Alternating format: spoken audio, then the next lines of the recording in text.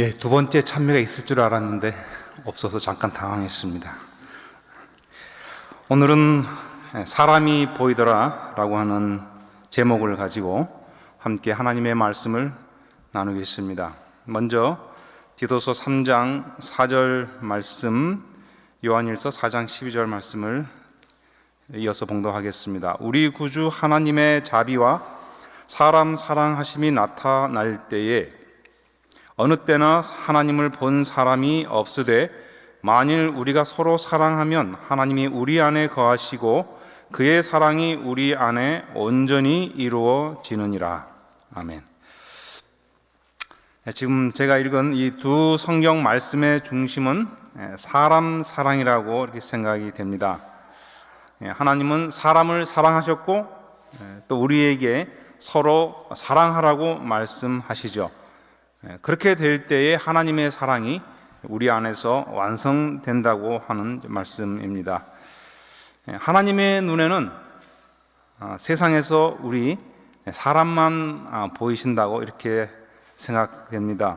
하나님은 사람을 그리워하시고 사람을 기뻐하시고 사람들과 함께 하고 싶어 하신다고 생각이 됩니다.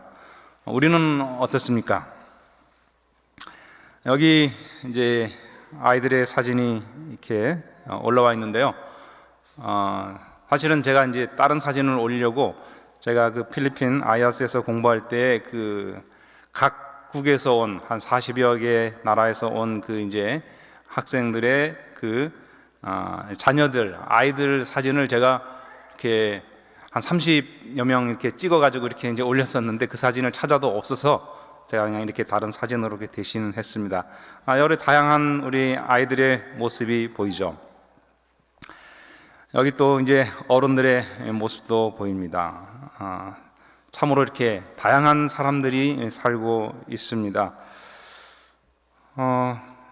우리가 이 사람을 사랑한다고 하는 것, 제가 이렇게 말씀을 드리지만 사실 저도 이게 사람을 사귀는데 참 쉽지 않은 성격을 가지고 있어서 좀 어려웠고, 사회초년생 시절에는 제가 이제 교회에서 처음 이제 사회생활을 시작할 때는 같이 모이면 어색하고 이제 그래서 그 어색함을 깨트리기 위해서 이제 유머라고 해서 이제 뭐 우스갯소리하고 뭐 이렇게 농담도 하고 이렇게 이제 하기도 했었습니다. 그러다 보면 이제 좀 오버하는 경우도 있었고 그랬었는데, 그렇게 해서 이제 사람을 사귀고 이렇게 하려고 애를 썼던 이제 기억이 있습니다. 요즘은 사람보다 강아지를 더 사랑하는 세상이 되어가고 있다는 생각이 듭니다. 저희 집 바로 이제 아랫집에는 그 은퇴한 여 교수님이 계시는데 아주 엄청나게 큰 거의 뭐 북극개 정도의 이 개를 이렇게 키우고 있어요. 그래서 하루는 이 엘리베이터 안에서 만났는데 약간 이제 그 위협을 느낄 정도로 이렇게 큰 그런 개를 이렇게 데리고 사는 걸 보았습니다. 여기 이제 유모차보다 요즘은 개모차가 더 많이 팔린다고 하죠. 이렇게 개를 데리고 다니는 차를 이제 개모차라고, 이렇게 유모차에다가 개를 이렇게 태우고 다니는 차는 개모차라고 하더라고요. 제가 살던 이제 그 분당에서는 이제 옆에 탄천이 있어서 이렇게 이제 휴일날 이렇게 가면 사람들이 꽤 많이 나와 있고 많은 이제 유모차를 이제 볼 수 있습니다. 근데 보통 이제 저는 그 전에 생각하기를 유모차에는 당연히 아이가 타고 있겠거니 하고 해서 이제 제가 이제 앞질러 가면서 옆에를 딱 보면 이제 예쁜 아기가 타고 있을 거라고 생각했는데 딱 보면 이게 아기가 아니고 이제 강아지가 있는 거죠. 그러면 여러분 그때 그 기분을 좀 이렇게 여러분 상상하실 수 있겠습니까? 이런 거죠. 미녀의 얼굴을 상상했는데 짐승의 얼굴을 본 거예요. 그런 느낌을 이렇게 제가 가졌던 적이 있습니다. 어떻게 그 아가를 태워야 할 그 자리에 짐승을 태울 생각을 할 수 있을까? 저는 이제 그런 생각을 했었습니다.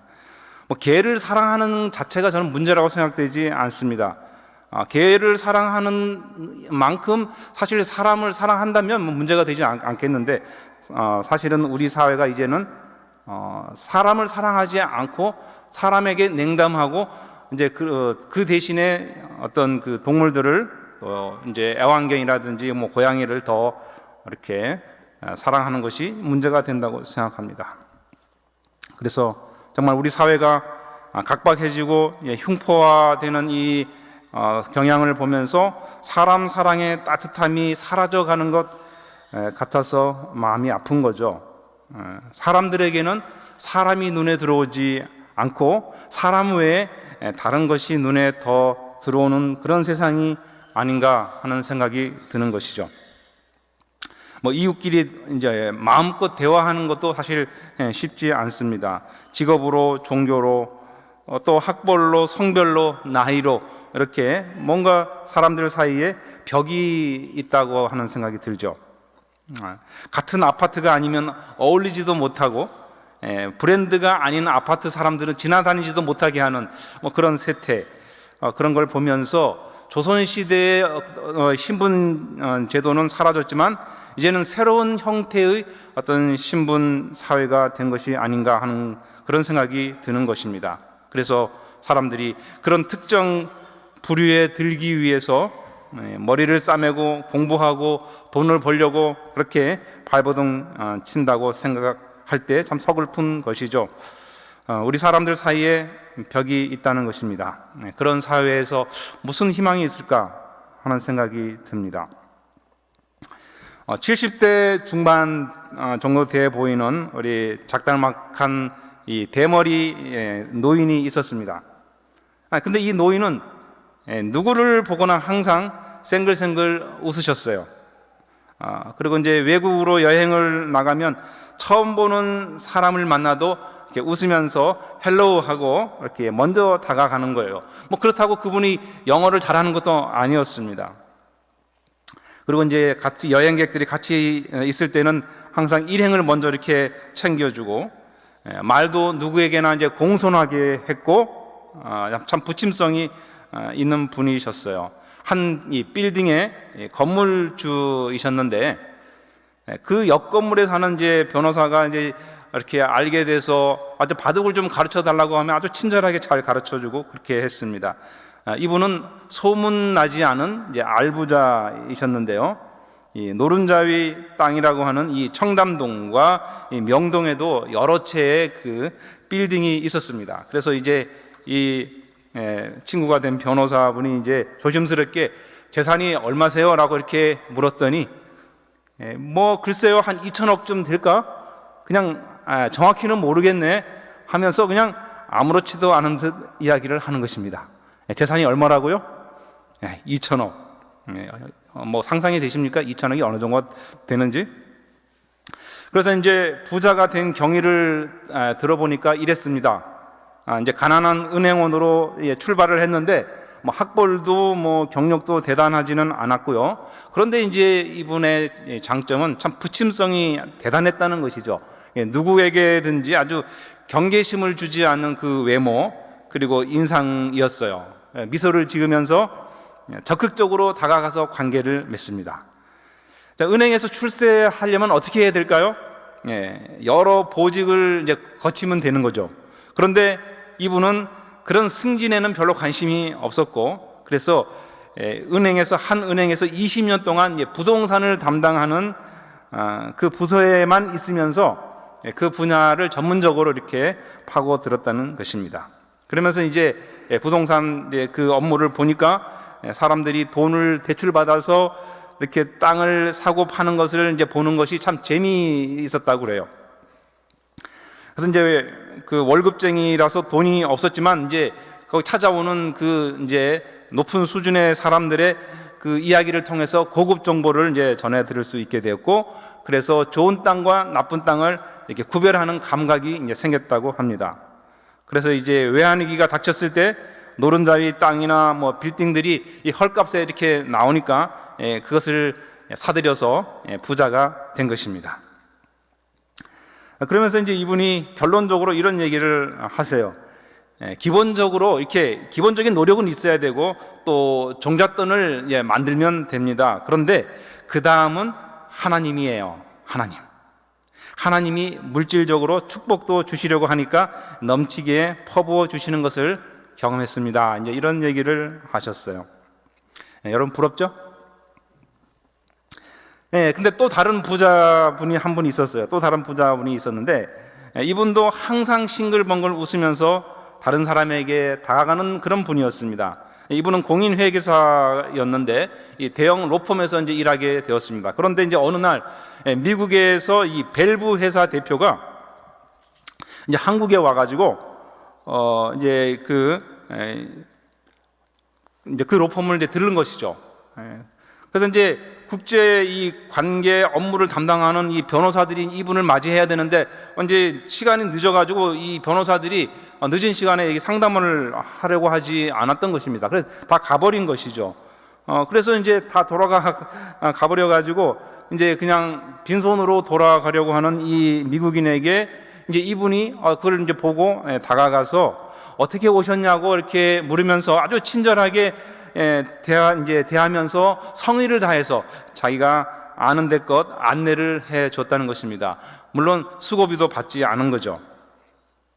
근데 그 다음에 이제 뉴욕으로 가게 됐는데 우연히 길거리에서 이분을 만나게 된 거예요. 자, 그것도 우연인데 그러면서 이 미국인이 이 이제 밸브 회사 대표니까 지금 이것이 이제 밸브 오른쪽에 있는 사진은 이제 밸브 회사의 모습인데 그 회사는 아니고요. 그러면서 이 밸브 사업을 한번 해보지 않겠냐고, 우리가 독점 판매권을 이렇게 주겠다고.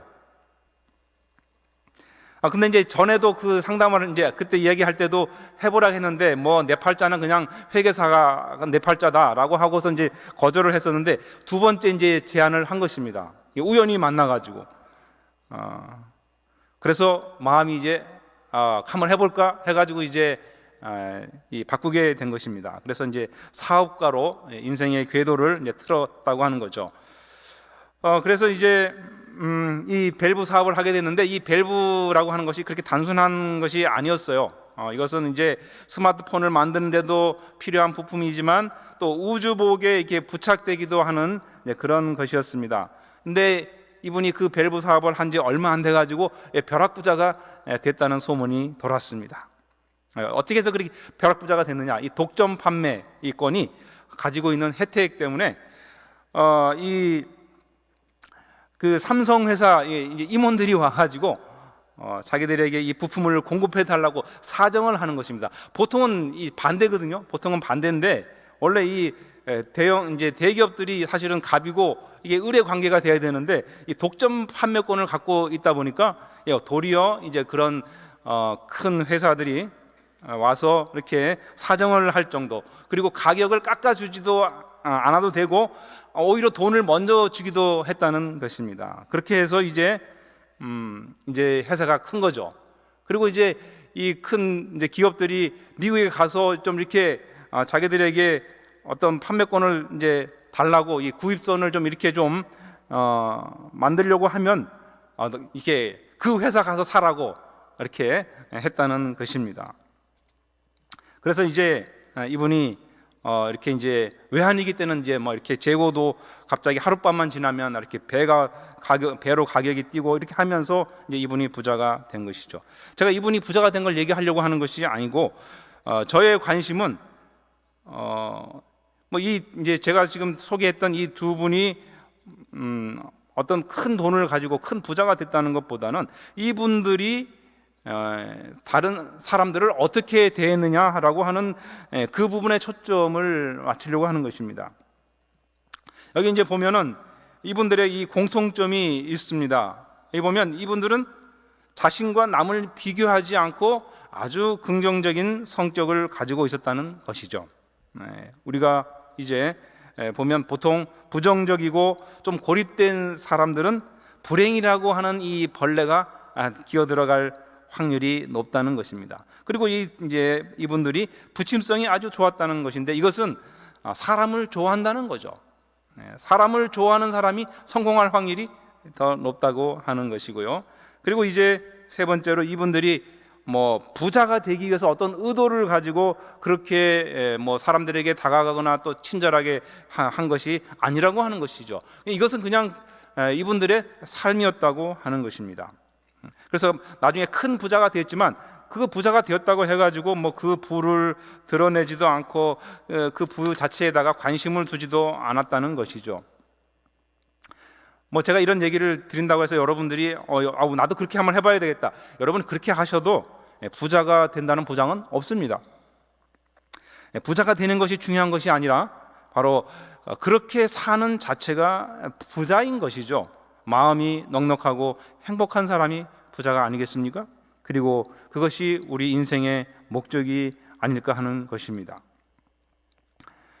세상에 많은 사람들이 있습니다. 여러 인종이 있고 성별, 또 학벌, 나이, 종교 뭐 이런 직업들을 이렇게 다양하게 가지고 있지만 그런 것과 상관없이 모든 사람들이 하나가 될 수 있는 길은 과연 없을까요? 그것이 무엇일까요?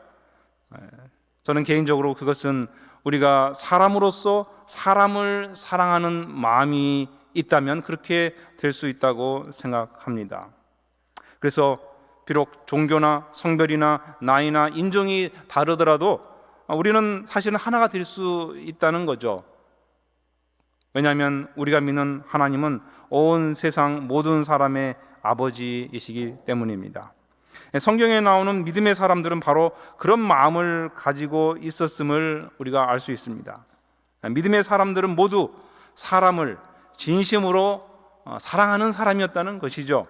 룻기에 나오는 이 보아스가 바로 그런 사람이었습니다. 이제 이 보아스는 이방 여인 룻에 대한 이야기를 들었어요. 그런데 이 룻에 대한 이야기를 듣고 그를 이방 여인으로 보는 것이 아니라 한 사람의 어떤 존중받아야 할 사람으로, 인간으로 이렇게 보았다고 하는 것이죠. 그래서 룻이 시어머니를 봉양하기 위해서 고국을 떠나서 왔다는 이 소문을 듣고 정말 그 여인이, 이 룻이 아름다운 마음씨를 가진 그런 여인이라고 하는 그 사실에 감동을 받았다는 것입니다. 보통 가난한 이방 여자라고 하면 사람들은 뭐 마음이 착하든 착하지 않든 크게 관심을 두지 않잖아요. 그런데 보아스는 달랐습니다. 룻과 뭔가 마음이 통하는 면이 있다는 것을 알게 되었고, 그래서 이 룻이 사람을 사랑하는 여자라는 그런 점을 이 보아스가 눈여겨 보았다는 것입니다. 이 보아스에게는 특이한 가정사가 있습니다. 무엇일까요? 보아스의 아버지는 여리고를 정탐했던 그 사람 중에 하나인 살몬이었어요.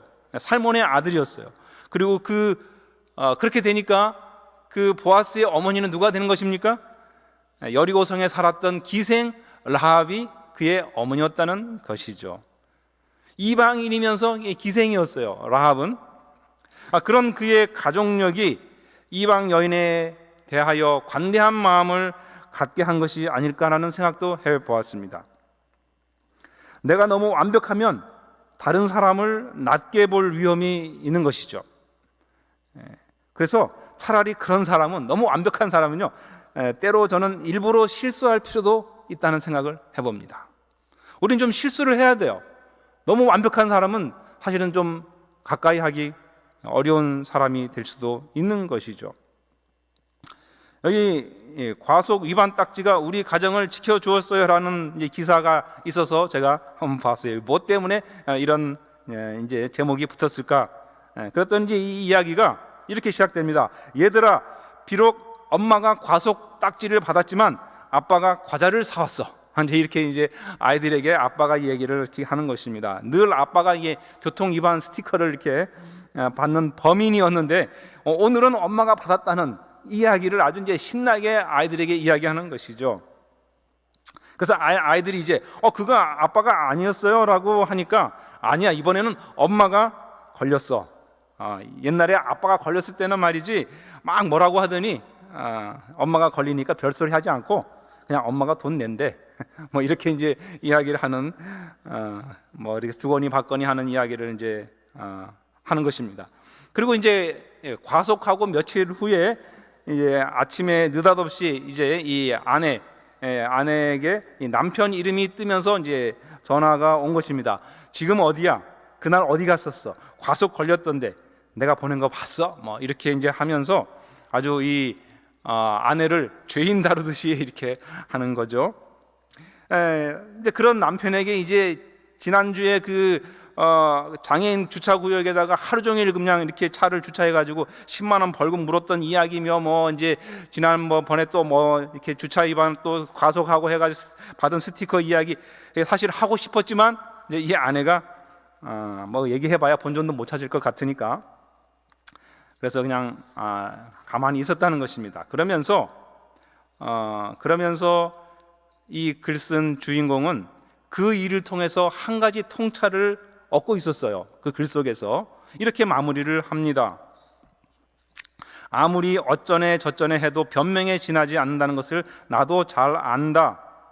그럼에도 불구하고 솔직히 금액으로 따지나 횟수로 따지나 남편이 더했으면 더했지 절대 내가 능가하지 못한다 라고 치사하게 마지막까지 구차한 변명을 하고 싶다. 한 사람만 줄기차게 과속 딱지를 받는 일은 자칫 가정불화로 치닫기 일수다. 너 한 번 나 한 번 이렇게 하는 것이 그나마 이 가정이 유지되고 있는 비결이랄까? 자신이 과속 딱지를 받음으로써 자주 위반 딱지를 받는 남편을 이해하게 되고 가정의 평화가 유지되는 계기가 되었다는 이야기를 하는 것이죠. 여러분 어떻습니까? 차라리 그게 나은 거예요. 그렇죠? 그래서 지금 이게 무슨 이야기를 하는 것입니까?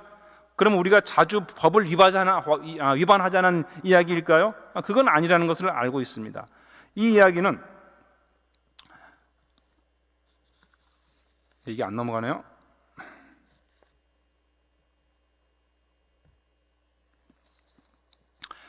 이 이야기는 이런 것이죠.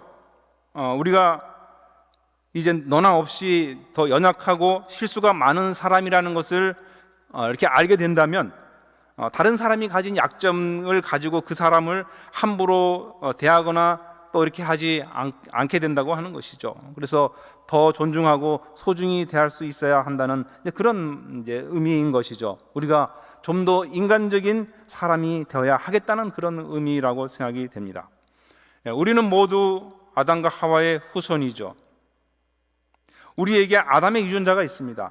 아담과 하와는 그들이 지은 죄 때문에 에덴 동산에서 쫓겨났지 않습니까? 우리에게 그 동일한 유전자가 있다는 것입니다. 그러면 우리가 어떻게 하면 좀 더 따뜻한 사람, 또 사람을 사랑하는 인간적인 사람이 될 수 있을까요?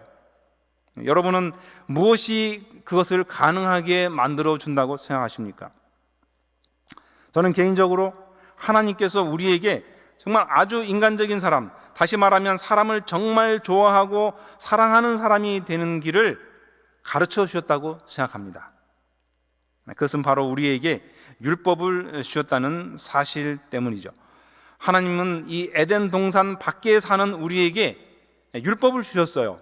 아담과 하와가 깨트린 그 율법을 다시 주신 것입니다. 우리는 당연히 잘 지키지 못하죠. 왜?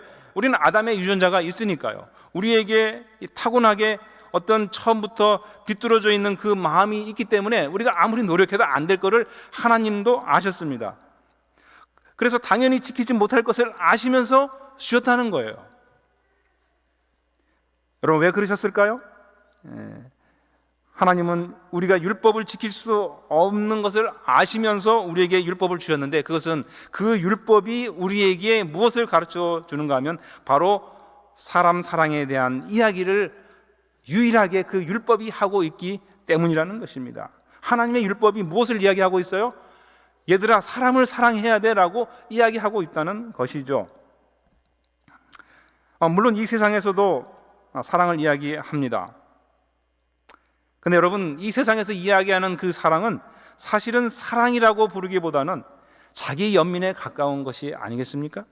그 가사를 가만히 생각해 보면 자기를 사랑해 달라고 호소하는 것 같지 않습니까? 사랑받지 못하는 사람들의 어떤 그 애환과 슬픔과 어떤 그 한탄과 절규같이 들리는 것입니다. 하나님은 아담에게 선악을 알게 하는 나무를 주셔서 진정한 사랑을 하도록 교훈하시고 훈련하셨죠. 그런데 아담은 실패했습니다. 아담은 하나님을 사랑하는 데 실패했을 뿐만 아니라 결과적으로 사람을 사랑하는 일에도 실패했습니다. 하나님은 우리에게 선악을 알게 하는 나무를 주지 않으셨어요. 우리에게는. 왜냐하면 같은 것을 가지고는 우리를 이렇게 검증하실 수 없었기 때문이겠죠. 그러면 우리를 무엇으로 우리의 어떤 진심을 검증하실 수 있겠습니까? 하나님은 어떻게 우리에게 다른 사람들을 사랑하도록 그렇게 훈련하시고 교훈하시려고 하셨을까요? 여기 지금 율법은 여기 이제 우리 스크린에 있는 것처럼 사람 사랑을 말하고 있습니다. 이웃 사랑하기를 내 자신같이 사랑하라고 하는 이 말씀이 구약 성경에도 있고 또 예수님도 오셔서 그렇게 말씀하셨어요. 이렇게 율법이 사람 사랑을 말씀하고 있는데 우리는 그 율법을 가지고 과연 사람을 사랑하느냐는 것이죠. 우리는 그냥 되게 형식적으로 지키고 있다는 것을 우리는 알고 있습니다. 진심으로 순종하지 못하는 것입니다. 하나님을 사랑하고 사람을 사랑하는 것은 말로 되는 것이 아니라 이것은 훈련으로 되는 것이고 연습으로 되는 것이죠. 그래서 하나님께서 아담이 에덴 동산을 떠나기 전에 그 사랑을 연습할 수 있도록 훈련 프로그램을 만드시고 그것을 명령하셨어요. 그 프로그램을 따르라고. 그것이 무엇이었을까요?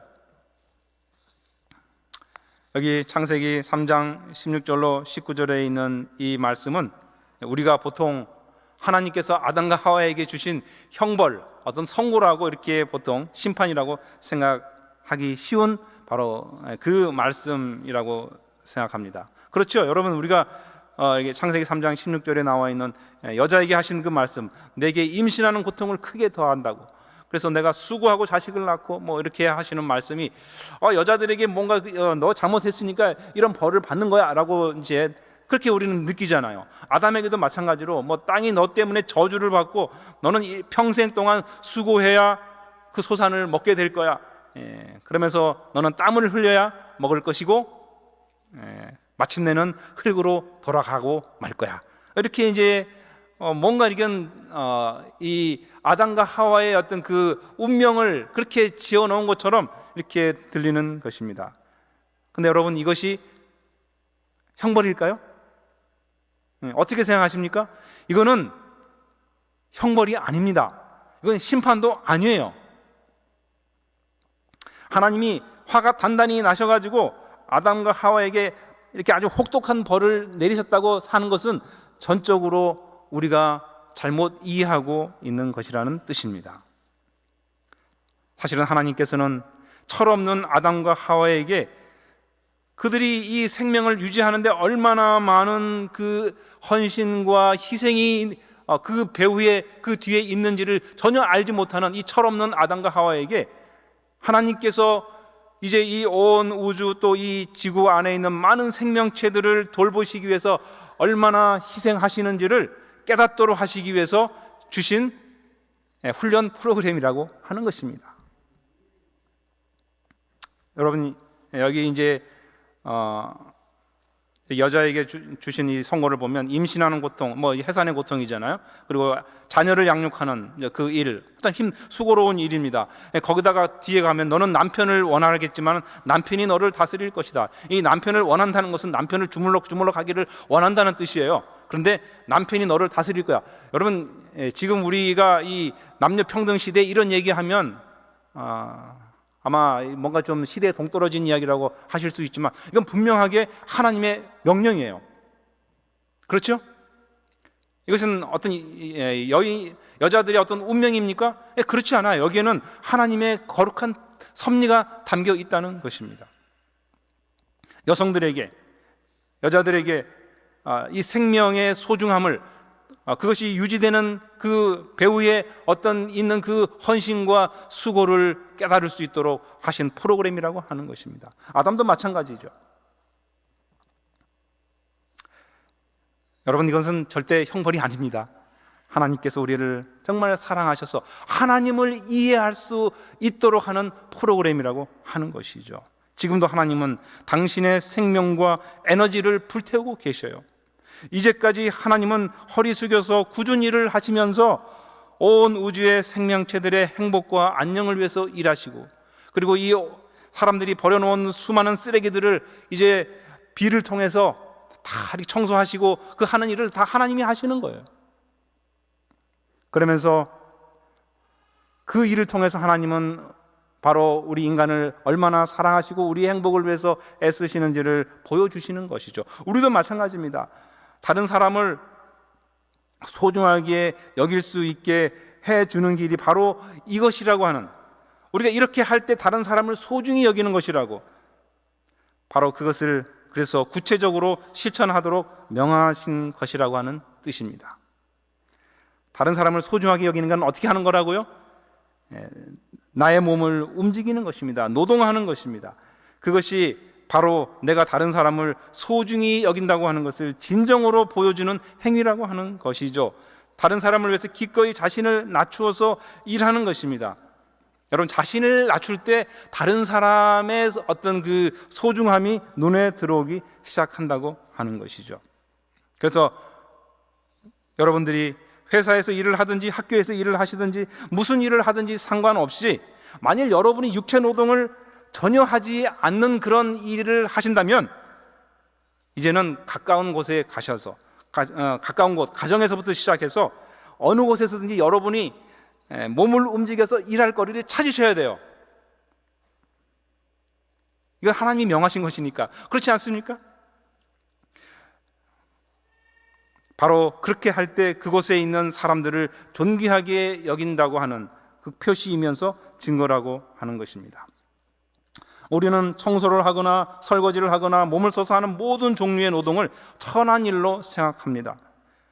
그래서 고귀한 사람은 그런 육체 노동을 하지 않는 걸로 이렇게 여기는 거죠. 그러면서 글을 쓰거나 또 사업을 계획하고 회사를 운영하고 상담하고 설교하고 강연하는 사람들을 이렇게 고상한 사람들이라고 생각하는 것이죠. 그런 생각을 하기 때문에 자연스럽게 노동을 하는 사람들을 가볍게 여기고 무시하는 태도를 자기도 모르게 이렇게 드러낼 수 있는 것이죠. 그렇지만 분명한 사실은 우리가 만일 그런 태도를 보인다면 우리는 하나님의 말씀을 우습게 여기는 것이고, 하나님을 어떻게 보면 하나님의 말씀을 우리가 지금 불순종하고 있다고 하는 것을 보여주는 것이라고 하는 것입니다. 왜냐하면 하나님께서 우리에게 노동을 하라고 말씀하셨기 때문에 그렇습니다. 그래서 우리가 지금까지 하지 않았다면 일부러 찾아서라도 지금부터는 매일 그 일을 하도록 우리가 힘써야 한다는 것이죠. 자녀를 출산하고 또 아이의 기저귀를 갈고 씻겨주고 먹여주고 청소하고 음식 만드는 일은 옷을 잘 차려입고 회사에서 일하는 것보다 더 거룩한 일이라고 하는 사실을 기억해야 하는 것입니다. 집을 수리하고 못질하고 망치질을 하고 땅을 파고 짐을 져 나르는 일은 사무실에서 컴퓨터 앞에서 일하는 것, 학교에서 가르치는 일보다 절대로 더 천한 일이 아니고 오히려 고상한 일이라고 하는 것입니다. 왜냐하면 예수님께서 바로 그 일을 하셨기 때문이죠.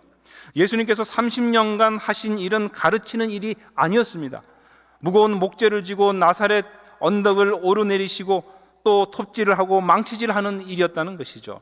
그것은 바로 하나님이 하시는 일이고 왕이 하는 일이라고 하는 것을 보여주신 것입니다.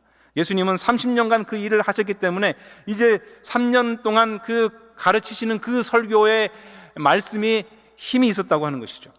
육체 노동을 해보지 않은 사람들이 어떤 이야기를 하더라도 그것은 우리 삶에 적용하기 어려운, 거의 적용할 수 없는 그런 어떤 이론에 불과한 것이고 힘이 없는 것이죠. 저희 아버지가 들려주신 이야기입니다. 저희 아버지는 영어학원 랩실에서 일을 하셨는데 이제 테이프를 틀어주는 일을 한 거죠. 지금은 이제 뭐 그렇게 하지 않지만, 근데 어느 날 영어학원 이 본원에서 이 어느 화장실에서 변기가 막히는 일이 이제 벌어졌다고 합니다. 변기가 막혔어요. 그럼 어떻게 해야 됩니까? 변기를 뚫어야 돼요. 그렇죠? 근데 이건 뭐 사실 누구라도 참 꺼리는 일이잖아요. 아무도 나서기를 원하지 않는 것입니다. 그래서 사람들이 이제 서로 누가 해주기를 이렇게 서로 미루고 있을 때 거기에 이제 미국인 이 원장님이 오시더니 맨손으로 손을 집어넣어가지고 변기에 손을 집어넣어가지고 그 아마 휴지가 뭉텅이로 이렇게 아마 들어가서 막혔을 거죠. 보통 그렇지 않습니까? 그 손으로 맨손을 넣어가지고 그거를 휴지 뭉치를 꺼내서 그 이제 막힌 변기를 이렇게 뚫었다는 것입니다. 한국 사람들은 잘 하지 않으려고 했다는 이야기를 이제 저희 아버지께서 오셔가지고 하시는 거죠. 참 그분이 훌륭하시다고 하는 그 이야기였습니다. 배울 게 많다고 하는 이야기를 하셨죠. 우리 한국의 어떤 유교 문화는 그런 일을 하는 것을 천하게 생각한 거예요. 양반과 상민을 구분했고 노동은 천한 일이고 상것들이나 하는 일이라고 생각했다는 것이죠. 그래서 이 관직을 가진 지체 높은 양반들은 아주 이제 대우를 받았죠. 어쨌든 그래서 많은 사람들이 자식을 공부시켜서 화이트 칼라를 만들어 내야 가문을 빛내는 것이라고 생각했다는 것입니다. 여러분, 그런 사상이 결국은 이 조선을 힘없는 나라가 되게 해서 망국의 길을 걷게 한 것이죠. 그래서 기술 노동을 중요시했던 일본은 부강하게 된 것이고요. 임진왜란 때 잡혀간 그 많은 우리 조선의 기술공들이 일본 사회에 가서 굉장한 우대를 받았어요. 한국에서는 천대를 받았는데 그 분들이 잡혀간 것은 불행이지만 거기서 우대를 받은 걸 생각하면 오히려 잘 됐다고 생각할 수 있는 것 아니겠습니까? 로마가 망한 이유가 무엇입니까? 노동을 천시한 것입니다. 군대 가서 국가를 위해 싸우는 것을 하지 않으려고 해서 용병을 썼어요. 그렇게 해서 이제 헌신하고 희생하지 않으려고 했을 때 결국 로마는 망하게 된 것입니다. 우리도 마찬가지예요. 우리도 개인적으로 그런 어떤 그 노동을 천시하게 될 때 우리 역시도 정신적으로 쇠약해지게 되고 어떻게 보면 가치 없는 그런 어떤 삶을 살게 된다고 하는 것입니다. 예수님은 이 최고의 이 계명을 말씀하셨어요. 내 이웃을 내 몸처럼 사랑하라 하는 이 말씀을 최고의 계명이라고 이렇게 가르쳐 주셨습니다. 그러면서 거기서 말하는 그 이웃의 범위를 아주 최대한 확대하셨죠. 그래서 선인과 악인, 원수, 친구를 따지지 말고 사랑할 수 있어야 한다고 이렇게 말씀하셨습니다. 그렇게 사랑하려면 어떻게 해야 되는가? 바로 기꺼이 그 사람들을 위해서 섬기고 내 몸을 써서 일을 하라고 하는 것입니다. 그런 봉사를 우리가 해줄 때 그 봉사를 받는 사람이 자신이 사랑받고 있다고 느낀다는 것이죠. 상대가 사랑받고 이렇게 있다고 느낄 수가 없다면 우리가 정말 사랑했다고 말할 수 있을까요? 그건 아니잖아요. 남편을 위해서 요리하고 집안일을 하라는 것입니다. 그러면 이제 가족들이 사랑을 받고 있다고 느낀다는 거죠. 아내를 위해서 청소하고 요리를 돕고 집안일을 하라는 것이죠. 그러면 아내가 사랑받고 있다고 느낀다는 것이죠. 친구에게 도움을 주고 마음을 쓰고 힘든 일을 거들어 주라는 것이죠. 그러면 우정을 얻는다는 것입니다.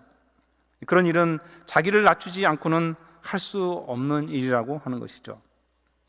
우리가 그런 일을 하게 될 때 비로소 우리는 사랑이 무엇인지를 깨닫게 된다고 하는 것이고요. 그리고 이제 우리의 눈에는 사람들이 보이기 시작하는 것입니다. 인간이 보여라고 하는 이 제목의 기사가 있어서 제가 읽어보았습니다. 거기에 이런 말이 있었습니다. 이 부장 판사를 하다가 변호사를 이제 개업한 한 사람이 자기 친구에게 이렇게 이야기했습니다. 내가 판사를 할 때는 죄인만 보였는데 지금은 인간이 보이네. 그 가족이 우는 것도 보이고 말이야. 변호사로 교도소에 가서 오랫동안 얼굴을 맞대고 얘기하니까 마음이 흘러가는 거야. 내가 다시 판사를 한다면 예전같이 그렇게 하지는 않을 거야. 명절 때 이왕이면 그 전에 석방시켜주는 배려도 할 거야. 높은 의자에 앉아 있을 때는 그게 보이질 않았거든. 근데 내려오니까 어떻게 되더라고요? 내려오니까 사람이 보이더라는 것입니다. 탈주범 신창원, 여러분 그 유명한 그 이제 탈주범은 아시죠? 이 신창원이라는 분을 이분이 이제 어느 날 이제 도주 중이었어요. 장대비가 쏟아지던 여름날 한밤중이었는데 이제 원룸들이 모여 있는 그 지역에다가 차를 세우고 이제 그 차에서 내려가지고 한 건물 배수관을 타고서 이제 때마침 창문이 열려 있는 집이 있어서 그 한 집으로 들어갔습니다. 그런데 그 집에는 이제 여자분이 이렇게 자지 않고 그냥 책상에 앉아서 이렇게 이제 있었는데 이제 이 신창원 이제 사람이 들어간 것이죠. 많이 놀랐겠죠. 그런데 이제 이분은 지금 이제 겁을 주거나 이렇게 피해를 이제 입히면 자기가 더 어려움을 당할 걸 이제 알았어요. 그래서 그냥 달래고 사정해서 그 사람의 마음을 얻어야 이제 이렇게 사실은 된다는 것을 깨닫고 있었습니다. 지금 오랫동안 도주를 하고 있었거든요. 여기 이제 이 뉴스에도 또 놓쳤다 뭐 이렇게 나오잖아요. 오랫동안 이렇게 도주할 수 있었던 것은 바로 사람들의 연민과 동정이었다는 것이죠. 그래서 이제 이 여자에게도 똑같이 이제 정말 이제 솔직하게 사실을 털어놓은 것입니다. 자기가 지금 도주 중이라고. 그랬더니 이제 이 여자분이 밥은 제대로 먹고 도망 다니시는 거예요? 라고 물었습니다. 그래서 이제 묻지 않아도 알 수 있는 거죠. 그래서 이제 여자분이 밥을 먹지 못한 걸 이제 알고 싱크대에 가가지고 된장찌개를 이제 끓여가지고 남은 밥하고 김치를 이렇게 올려서 상을 차려준 것입니다. 오랜만에 아주 뜨거운 찌개를 먹으면서 이제 신창원 이분이 마음이 갑자기 이제 울컥했어요.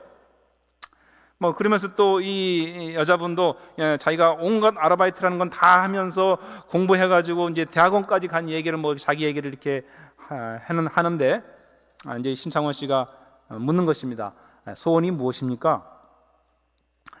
그러면서 이제 따뜻한 이제 정을 베풀어 주었으니까 좀 대가를 이제 치르고 싶었던 거죠. 이 차 안에는 그 현찰 뭉치가 가득 든 가방이 들어 있었거든요. 그랬더니 이 여자분이 자기 소원은 돈방석에 한번 앉아보는 것이라고 얘기했어요. 여러분 이 돈방석이 보이십니까?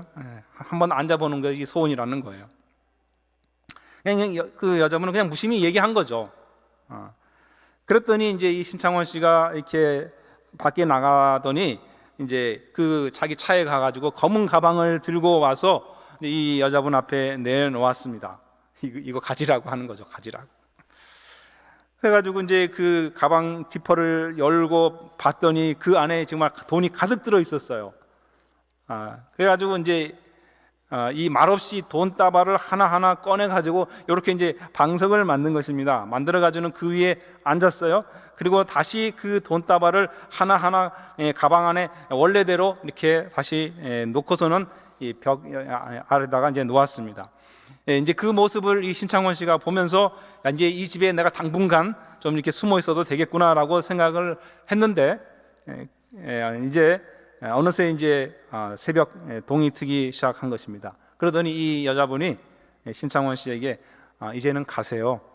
같이 묵고 있는 동생이 들어올 시간이 다 됐어요. 이렇게 이제 하는 거예요. 그래서 이제 예상이 이제 틀린 것입니다.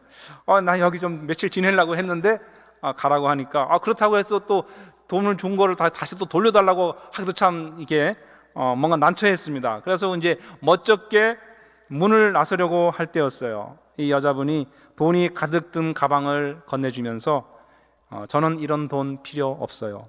가져가세요. 저 하나님 믿는 사람이에요. 밥을 차려준 것도 그냥 절박한 사람에게 작은 사랑을 베풀라고 하는 그 말씀을 제가 그냥 실천한 것뿐이에요. 다시는 나쁜 짓 하지 마세요 하고 이렇게 여러분 그렇게 이제 보낸 것입니다. 이 여자분은 하나님과 돈을 이렇게 동시에 섬기는 그런 분이 아니었죠.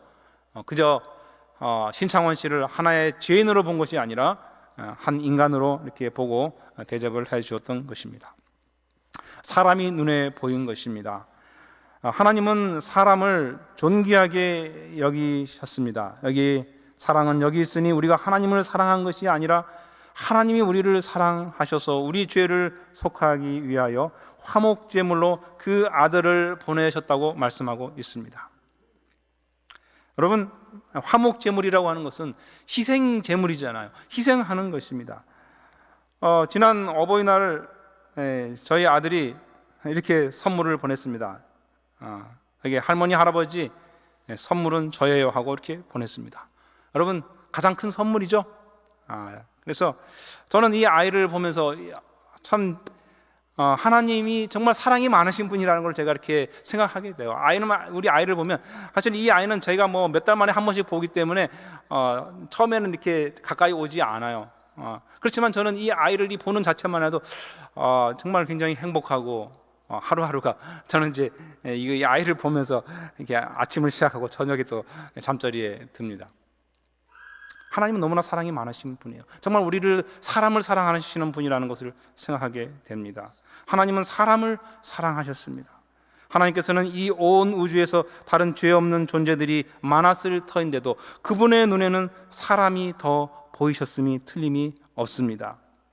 사람은 높은 자리에서 내려와야 사람이 보이는데 하나님은 하늘 위에서도 사람이 보이신 것이죠. 그리고 그분의 강한 사랑의 마음이 이 하늘 보좌에 앉아 계실 수가 없어서 이 땅에 내려오신 것이죠. 사람과 함께 하시려고, 그 사랑의 마음을 전하시려고, 그 마음을 나누시려고 했던 것입니다. 우리가 잘 아는 이 노래, 비아 돌로로사라고 하는 이 노래에 보면 여기 그 맨 마지막에 이 빨간 밑줄을 그은 여기에 보면 우리를 사랑하사 주님이 걸어가신 그 길, 십자가의 길이잖아요. 고난의 길이잖아요. 근데 이 영어로 된 곳은 좀 더 이 표현이 구체적으로 되어 있어요. He chose to walk that road out of His love for you and me. 그분이 선택하셨다는 거예요. 그 길을 선택하셨어요. 우리를 너무나 사랑하셨어. 그 사랑을 보여주시는 길은 바로 그 희생을 선택하는 것이었다는 것입니다. 그러면서 하나님은 그분의 눈에 사람밖에 보이지 않았기 때문이 아닌가 하는 생각이 들면서 하나님은 우리의 눈에도 사람이 보이기를 바라실 것이라고 믿습니다. 말씀을 마치겠습니다. 기도하겠습니다. 하나님 아버지, 사람을 사랑하심을 인하여 감사드립니다. 독생자를 주심으로 하나님께서 진정 우리 사람들을 사랑하심을 깨닫게 해 주시니 또한 감사드립니다. 우리도 사람을 좋아하고 사람을 위하여 기꺼이 우리 몸을 움직여서 일함으로 우리의 사랑을 다른 사람들에게 전하게 해 주시옵소서. 그래서 우리가 있는 곳이 에덴이 되게 하여 주옵소서. 예수님의 이름으로 기도드립니다. 아멘.